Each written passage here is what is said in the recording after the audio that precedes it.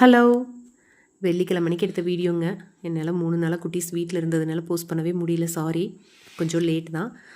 வெள்ளிக்கிழமை காலையிலேயே வந்துங்க, கடைசி வெள்ளிங்கிறதுனால கோயிலுக்கு கிளம்பிட்டோம். வீட்டிலேருந்து ஒரு 6-7 கிலோமீட்டர் இருக்குன்னு வைங்களேன். அம்மன் கோயிலுக்கு வந்தாச்சு. போன வாரம் இருந்த அளவுக்கு கூட்டம் இல்லைங்க. மழைங்கிறதுனால கூட்டம் கொஞ்சம் கம்மியாக தான் இருந்தது. அப்படியே சன்னமாக வந்துட்டுருக்காங்க. அம்மன் அலங்காரம் பூஜை நடந்துகிட்டு இருந்துச்சு. நாங்கள் அதுக்குள்ளே சுற்றி கும்பிட்டு வந்து நல்ல முறையாக பூஜையெல்லாம் பார்த்துட்டு ஜம்முன்னு சாமி கும்பிட்டாச்சு. அப்புறம் தங்கச்சியோட அன்னதானம் அவங்க தான் வழங்கிட்டு இருந்தாங்க.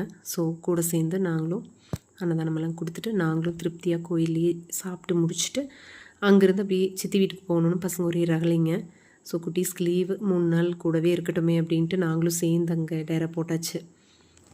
திங்கக்கிழமை ஸ்கூலுக்கு அனுப்பிட்டு தான் நான் இங்கே வீட்டுக்கே வந்தேன். கிளம்புற ஒருத்தில் நல்லா மழை பிடிச்சிருச்சுங்க. அப்படியே கொஞ்ச நேரம் அங்கேயே வெயிட் பண்ணிகிட்டு இருந்தோம். பூசாரி வீட்டில் நாய்க்குட்டி குட்டி போட்டிருந்துச்சு. பார்க்கவே ரொம்ப அழகாக இருந்துச்சு. 2 குட்டி போட்டிருந்துச்சு. அவங்க அம்மா மாதிரியே இருந்தது. குளிருக்கு அப்படியே பக்கத்தில் அணைஞ்சு படுத்திருந்தது. அப்புறம் அப்படியே தங்கச்சி வீட்டுக்கு குட்டீஸ்க்கெல்லாம் கொஞ்சம் ஃப்ரூட்ஸ் எல்லாம் வாங்க வேண்டியது இருந்துச்சு. எல்லாத்தையும் வாங்கிட்டு அப்போவும் அந்த சாக்லேட்டை விட மாட்டாங்க. சாக்லேட்டும் வாங்கிட்டு கிளம்பிட்டோம். போகிற வழியில் ஆற்ற கிராஸ் பண்ணுறோம். பார்த்தா குட்டி பசங்க எல்லாம் ஊற்றுற மலையில் குளிச்சிட்ருக்குறானுங்க. பார்த்தா அவ்வளோ ஆசையாக இருந்ததுங்க. நீச்சல் தெரியும் போல் இருக்குது. அவங்க பேரண்ட்ஸ் எல்லாம் மேலே நின்றுட்டு இருந்தாங்க கொடை பிடிச்சிட்டு. அப்படியே கிளம்பிட்டோங்க. வெள்ளிக்கிழமை எங்களுக்கு ரொம்ப அப்படியே சில்லுன்னு முடிஞ்சிருச்சு. உங்களோட வெள்ளிக்கிழமை எப்படி போச்சுங்கிறத மறக்காமல் கமெண்ட் பண்ணுங்கள். இந்த vlog பிடிச்சிருந்துச்சு அப்படின்னா சப்ஸ்கிரைப் பண்ணி லைக் பண்ணி ஷேர் பண்ணுங்கள். தேங்க்யூ.